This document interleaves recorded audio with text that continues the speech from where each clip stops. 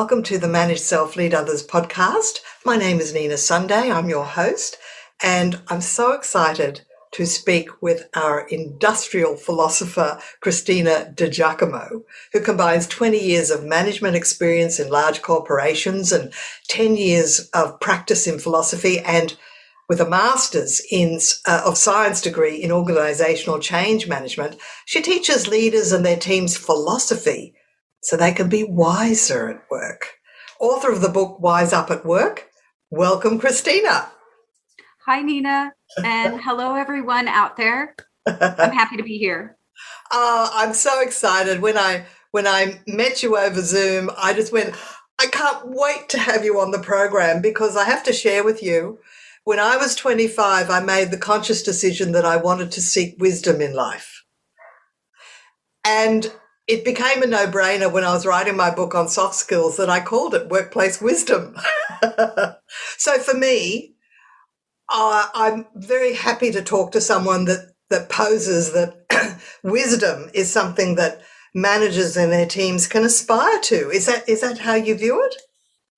Absolutely.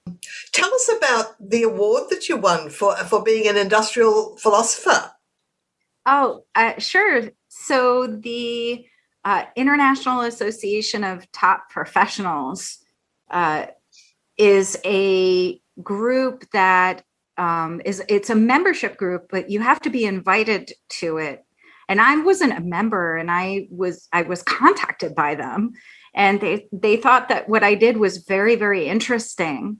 And they said, we'd like to actually give you an award for being an industrial philosopher and give you this Industrial Philosopher of the Year award.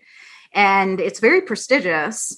So it felt really great to be honored by them, especially since I wasn't a member or anything like that. And what I really appreciate about what they're doing and with this award is it's really recognizing that philosophy is starting to has a place. And I think there's a renaissance going on right now with philosophy, and people are beginning to come back to it. I believe that wisdom is actually the ultimate skill. If you think about all the things that we either want to be or want our employees to be, adaptable, resilient, collaborative, creative, innovative, good listeners, high EQ. I think we're at, somewhere along the lines of 20 to 25 different soft skills that can be evaluated. And if you've ever met a wise person, they are all those things. On Maslow's scale hierarchy, they've reached self-actualization and probably beyond, transcended that.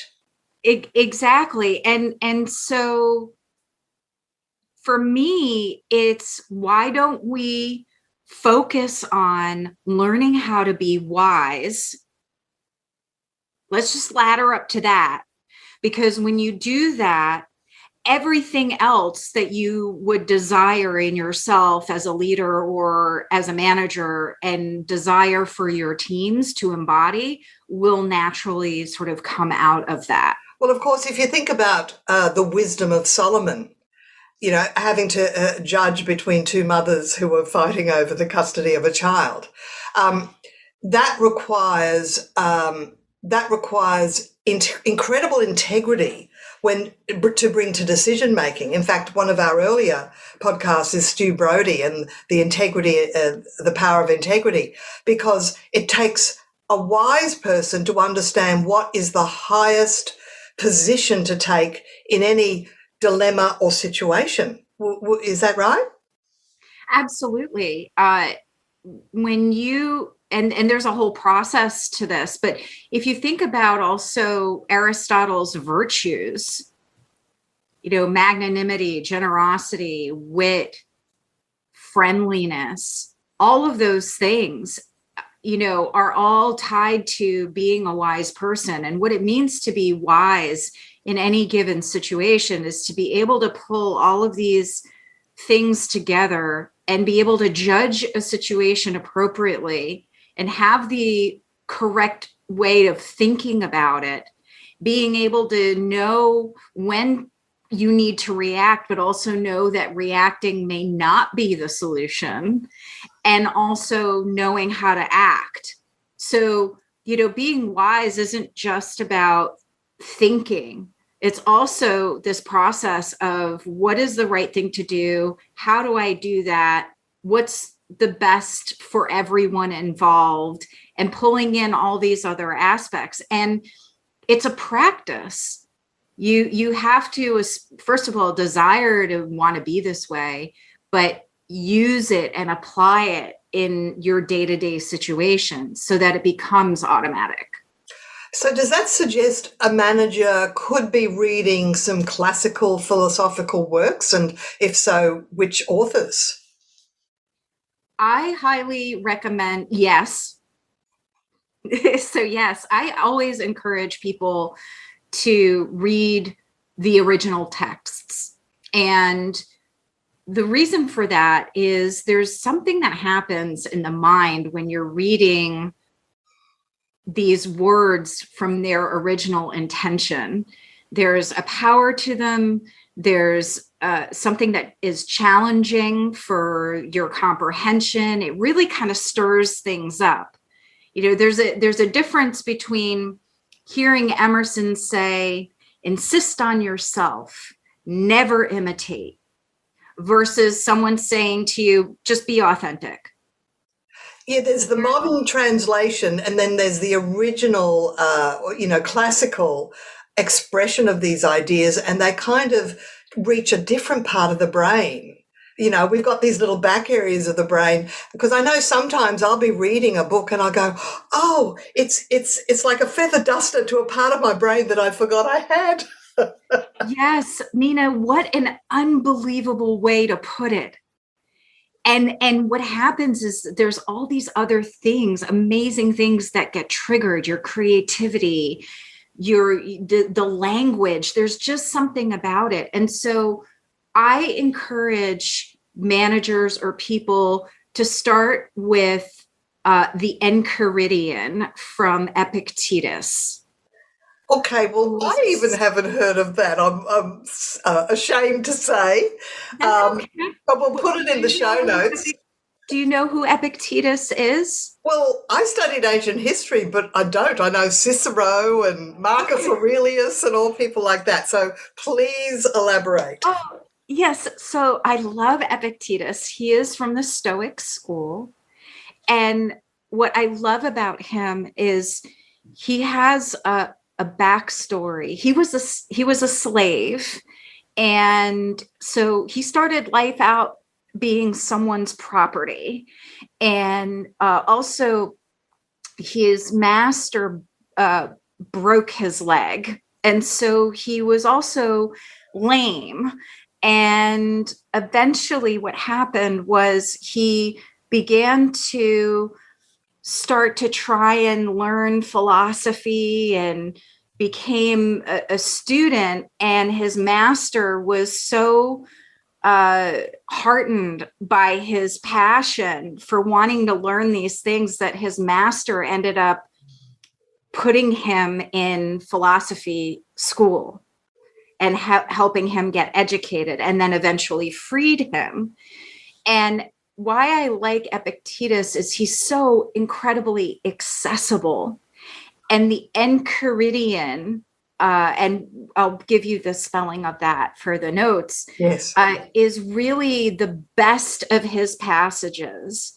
He was the one who said, it's not what happens to us that affects us, but what we think about what happens to us. And that is such a common saying that people say, and now we're actually attributing it to the original author, who deserves to be have that attribution. Excellent. Yes. I like that. There's another one that he had. If you had any sort of elementary school teacher, kind of, I know I got this, but he also said we have 2 ears and 1 mouth. 2 ears to listen and 1 mouth to, that expression for, and so he was the one who said that. So thank you. Well, that's very accessible, and he deserves to be better known. Thank you for pointing that out. Excellent. And who else? Who else would help managers be better leaders? Like, is it Aristotle or is it another author? Is it Socrates, The Art of Asking Questions? So I am a huge fan of Socrates. He is my stage dad. Just saying, I lean on Socrates a lot when I'm actually working with clients, because I use the dialectic, the Socratic method in working with clients, and also teach it. So, but I think if there's someone who wants to kind of step into this on their own, I also recommend James Allen's As a Man Thinketh. Oh, yes, I've got that. Yes. I mean, to me, James Allen is like the Stephen Covey of philosophers. Very. Yes. Now are we sort of getting into the Napoleon Hill era, like the early 20th century? Is that where he comes from? That's fair. I'm just looking at what I consider good gateway literature for managers. So, but in terms of more ancient ideas, Plato's laws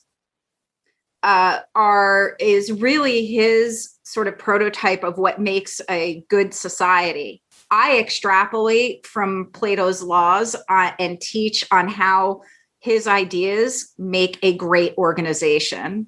And what he had offered in terms of what is a good ruler for a society are also really incredible ideas for leadership and managers to embody. Well, let's unpack that a little bit, Cristina. Tell us a little bit more about Plato's ideas that help a manager be better with leading teams.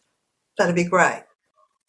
Absolutely. So one of the things that Plato talked about is certain roles and responsibilities of the leader or the ruler. One of those responsibilities is to be that of the educator. So the idea is, as a ruler, your responsibility is to make sure that everyone understands what's going on, not only with what you are putting down as a policy or a rule. You explain yourself and you enable them to and empower them to understand the laws that they are ruled by. So now, if you look at this from a manager's perspective, a lot of times managers come out with, okay, we have to do this, we have to do that.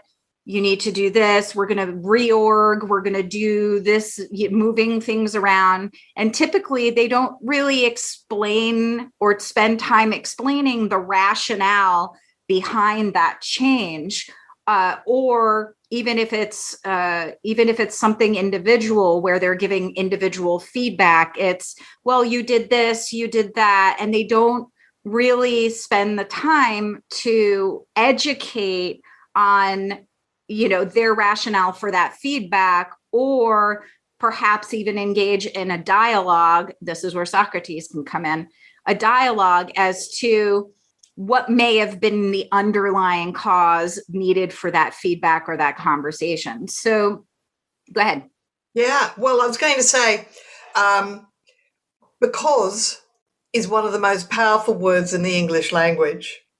And to give an instruction without a reason almost opens yourself up to resistance and people muttering under their breath and doing it without full commitment. So if you really want ownership, you give people a reason. But even bigger than that, as a change practitioner, which I am, you need to ask people questions and get their suggestions, because what if they actually have a really valid point? They're at the coalface. they're not dumb. You've hired them for a reason. You've hired smart people, hopefully. Well, why not get their opinion? And when they offer their opinion, if it resonates, acknowledge that. You'll get much more ownership, is my understanding. So you're saying Plato, he talks about the need to educate the people that you lead. Is that what I'm hearing? That's correct, which at the time was totally radical, because we're talking about a period of time where rulers were just tyrants, mostly. There were slaves? Yeah, there were very few benevolent kings or benevolent despots. Queens. Mostly tyrants. And, also Plato had 10 years being held hostage by a tyrant in Sicily. This episode is brought to you by Global X. Since 2008, Global X ETFs has been committed to empowering investors with unexplored, intelligent solutions. Global X specializes in exchange-traded funds that offer exposure to the artificial intelligence ecosystem, including themes like data centers, robotics, semiconductors, and cloud computing. To learn more about Global X's entire suite of ETFs, from covered calls, fixed income, emerging markets, and more, visit globalxetfs.com. And so he wrote the laws after he was sort of allowed to leave by this tyrant. And for him, the educator takes the dominance out of the dynamic. Yeah. And makes it a role of the teacher, of the engager, the role where it feels slightly more on an equal playing field. Well, an earlier episode with Jeffrey Hazlitt, he was talking about the role of a leader is to bring out the capability of the people they lead. Well, you can't bring out their capability unless you're educating them, unless you're inviting them to express their opinion. So, and also for you to rise up in the organization, you have to train the people behind you to take your place. You assume that you are actually going to be promoted to another role, higher, better value role. So you've got to educate your people, or they won't let you go, because they go, well, we've renewed that person in that place, so we'll just keep that person there. So you're shooting yourself in the foot if you're not bringing out the capability of the people behind you. So very interesting what Plato has to say. And one more thing, this has implications in other ways too. Plato believed in transparency. He believed that the ruled could question the ruler or the lawgiver.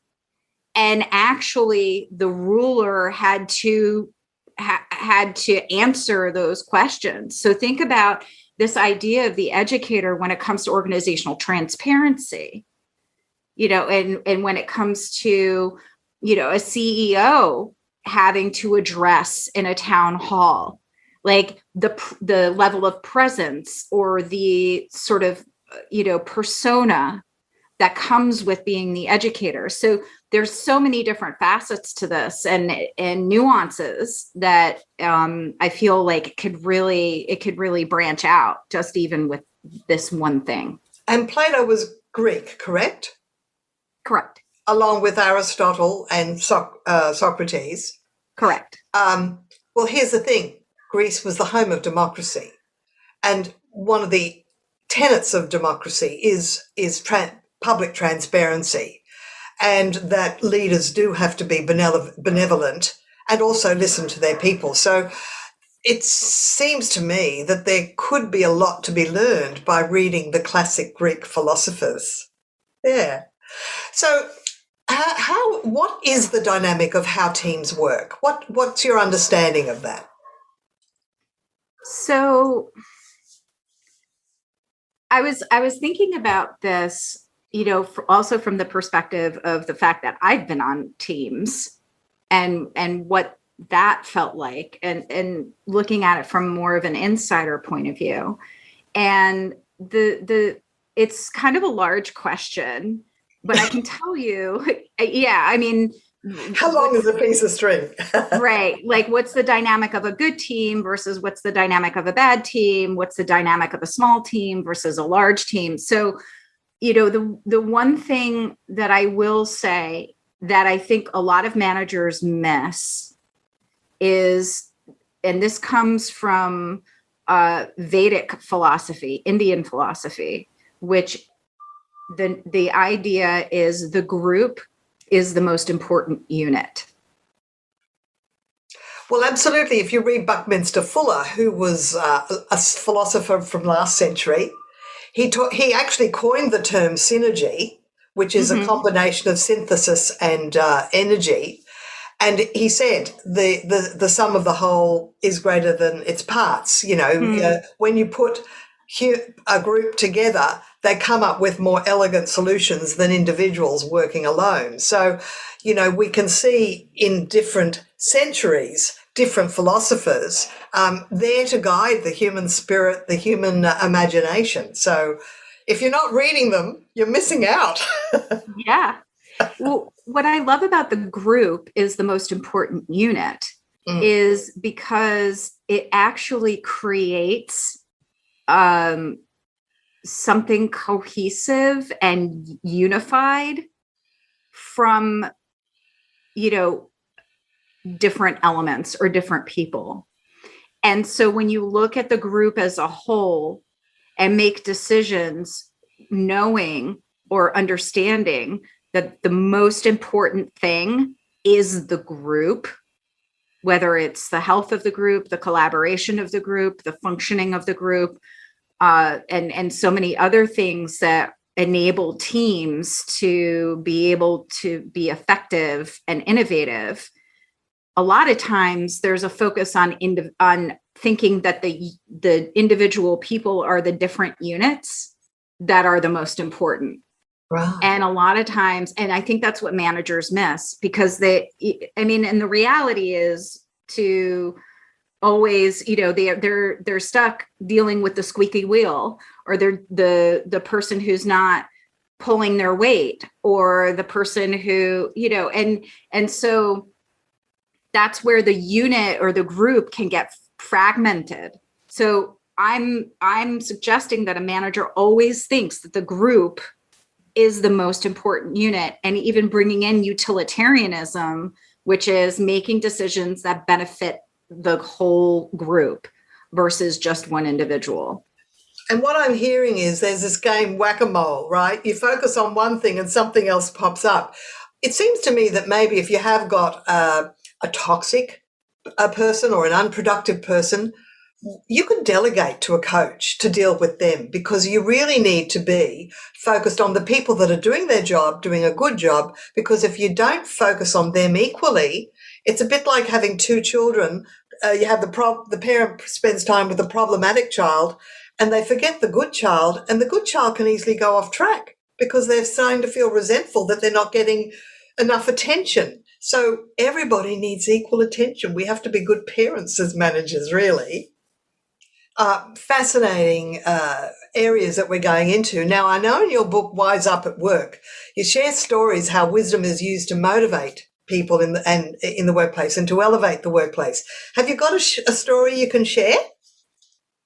So I think one of my favorite experiences was with someone who was a chief strategy officer who worked with me, and we did some practices around perception and truth and reality.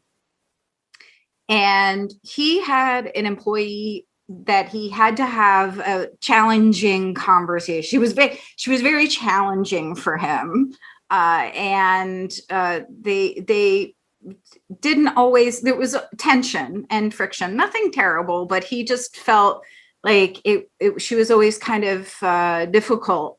And he had to have a conversation with her. I believe it was actually her performance review. And he was a bit nervous about it. He was a bit like, I have to give her this kind of feedback, or I have to have this conversation with her. And she's always quite challenging. And I'm, concerned about that.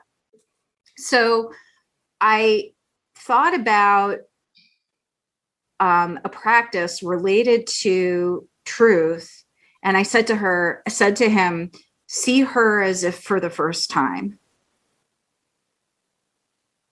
And I said, forget about everything that's happened in the past and any narrative or story that you have about her or what she's done or what she said or anything, and just meet the moment and meet her and see it as if for the very first time, as if none of this has happened. See what's in front of you. And he did. And one of the things he realized was how much he assumed and expected her to act a certain way every single time. Because he came back to me, he's like, when you said that to me, I realized I'm always like, oh, she's going to act this way. Or I know she's going to react like this, or I know she's going to say something like this. I know her. Oh. And he's like, and when I practiced that, I realized I could walk into this situation with completely fresh perspective, fresh eyes, and pretend that I'm meeting her for the first time. So that's how he conducted the conversation. Oh, that is so profound. And he said it was one of the most productive and positive and not at all like their previous conversations in the past. He felt a completely different dynamic and energy when he brought that mindset into that conversation with his employee. It seems to me that's a filter we could use in life with our spouse, with our children, with our friends. It's absolutely profound. I love that. I love that reframing that you suggested. And of course, your work is leading us down that path because just that conversation with you today is inspiring me to pick up and read some of these philosophers again, which I have in the course of my life, because in previous conversations, we've talked about the value of reading Emerson. Emerson, another one. He just sets my mind on fire, as he says. He's amazing. Highly recommend, if there's if someone who has not read Emerson, highly recommend Self-Reliance.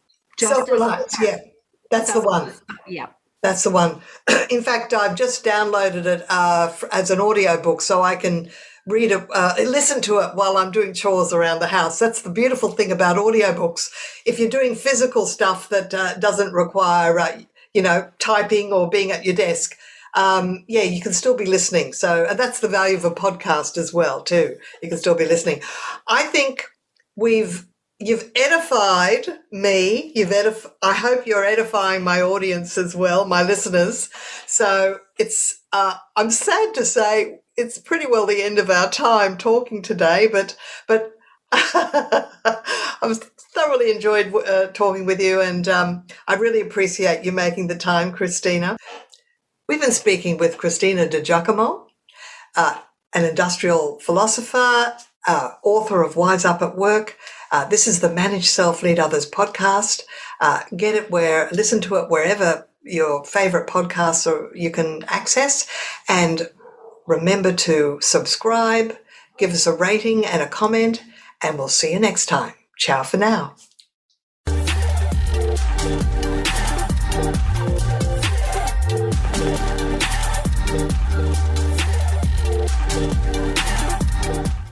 This podcast is a part of the C-Suite Radio Network.